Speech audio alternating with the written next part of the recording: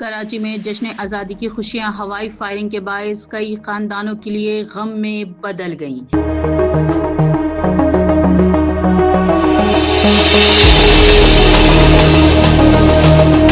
शहर कायद में जश्न आज़ादी के मौके पर हवाई फायरिंग के मुख्तलिफ वाक़यात में 94 अफराद जख्मी हो गए। पुलिस के मुताबिक शहर के मुख्तलिफ इलाकों में कार्रवाई करते हुए हवाई फायरिंग में मुलव्वस 30 मुल्ज़िमान को गिरफ्तार कर लिया गया, जबकि इनके कब्जे से असलहा भी बरामद कर लिया गया। पुलिस के मुताबिक साइड सुपर हाईवे, सचल गुलिस्तान जौहर और गुलशन इकबाल में कार्रवाई के दौरान 10 मुल्ज़िमान को गिरफ्तार किया गया। दूसरी जानिब जिला गरबी से 4 जबकि जिला वस्ती से 16 मुल्ज़िमान को हवाई फायरिंग के इल्जाम में गिरफ्तार किया गया। सवाल ये है कि चंद लोगों की नाम नेहाद खुशी के लिए चलाई जाने वाली गोलियां आखिर किस किस के घर की खुशियां छीन सकती हैं। हवाई फायरिंग से जख्मी होने वाले 56 मर्द, 15 खवातीन, 15 बच्चे और 8 बच्चियां शामिल हैं। जख्मियों को शहर के मुख्तलिफ बड़े अस्पतालों में मुंतकिल किया गया है।